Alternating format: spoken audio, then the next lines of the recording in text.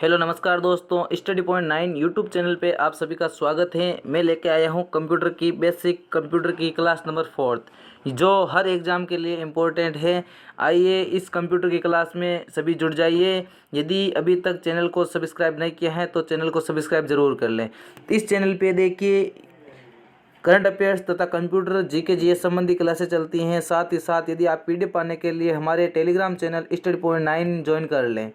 चलो आज की क्लास शुरू करते हैं। देखिए हमने कल पढ़ा था सीपीयू के बारे में, कंप्यूटर के बारे में, और सीपीयू के अंदर जो 3 भाग होते हैं एएलयू, सीयू और रजिस्टर, इसके बारे में पढ़ा था। अब हम पढ़ते हैं इसको।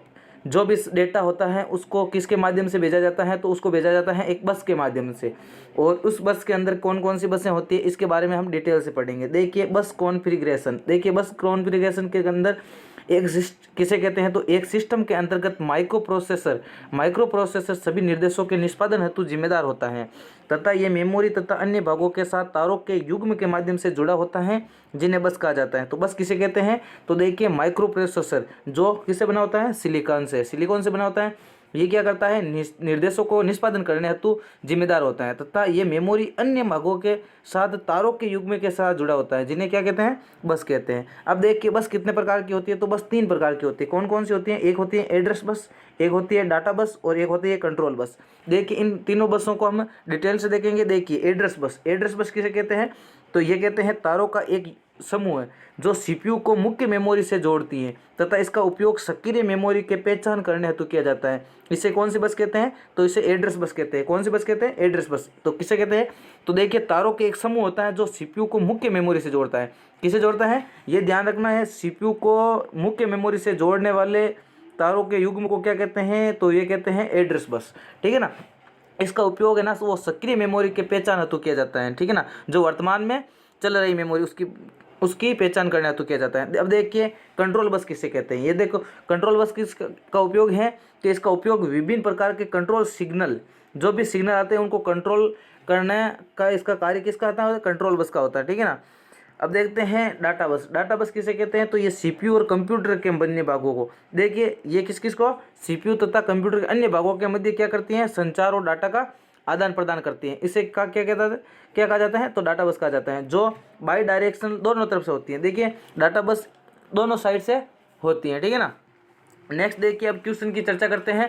क्वेश्चन के अंदर देखिए इनमें से कौन सी माप कंप्यूटर की गति नहीं है, तो देखिए कंप्यूटर की गति कौन सी माप नहीं है। देखिए हर्ट्ज, सिस्टम क्लॉक, MIPS या फ्लॉपी या बाइट्स। तो इसका सही आंसर हो जाएगा option number D, bytes.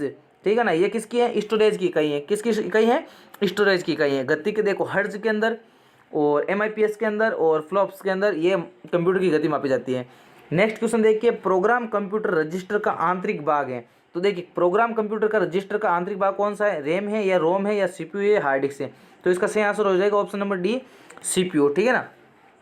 Next देखिए एक रजिस्टर जो एएलयू के मध्य परिणामों को रखता है, तो एएलयू के मध्य परिणामों को कौन रखता है, MAR रखता है या MBR रखता है या AR रखता है या PCR रखता है, तो कौन रखता है, AR रखता है। देखिए इन सभी की जो एएलयू के भाग होते हैं उनकी चर्चा आगे हम इस वीडियो के अंदर करने जा रहे हैं। देखिए सीपीयू की स्पीड बढ़ाने के लिए कौन कौन जिम्मेदार होते हैं। देखियो सीपीयू की स्पीड बढ़ाने के लिए देखिए एक वर्ड लेंथ होता है, दूसरा होता है मल्टी प्रोसेसिंग, तीसरा होता है सिस्टम क्लॉक और चौथा होता है रैम साइज और पांचवा होता है कैश मेमोरी।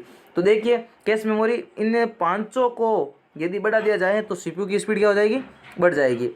अब देखिए आउटपुट इनपुट डिवाइस किसे कहते हैं, तो देखो इनपुट डिवाइस ये एक कंप्यूटर हार्डवेयर है। क्या है, इनपुट डिवाइस ये एक कंप्यूटर हार्डवेयर है जिसका उपयोग किसके लिए, यूजर के द्वारा एक कंप्यूटर में प्रदान किए गए डेटा एवं निर्देशों को प्राप्त करने के लिए किया जाता है। किसके लिए किया जाता है, तो निर्देशों को प्राप्त करने के लिए इनपुट डिवाइस। तो कंप्यूटर में प्रदान किए गए डेटा, देखो ये है ना यूजर के द्वारा कंप्यूटर को दिया जाता है। ठीक है ना, यहाँ पे थोड़ी सी मिस्टेक हो गई।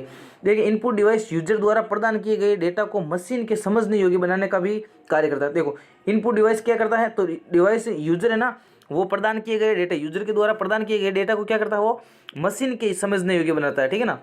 और इस प्रक्रिया को इनकोडिंग कहा जाता है। देखो इनकोडिंग और डिकोडिंग दो पद्धति होती है। तो इनकोडिंग किसे कहते हैं, तो इनकोडिंग कहते हैं यदि इनपुट किया हुआ डेटा को क्या करता है, जो उसको समझ के मशीन के समझने योग्य बना देता है, उसे कहते हैं इनकोडिंग। ठीक है ना। अब देखिए इनपुट डिवाइस कौन कौन सी है। तो देखिए इस इनपुट डिवाइस देखो, एक कीबोर्ड होता है, एक माउस होता है, टच पैड होता है, लाइट पेन होता है, और ट्रैक बॉल होता है, स्टाइलाइस होता है, जॉयस्टिक होता है, स्कैनर होता है, माइक्रो प्रोसेसर, माइक्रोफोन होता है, और माइक होता है। देखो इन सभी की हम अलग अलग चर्चा करेंगे, ठीक है ना।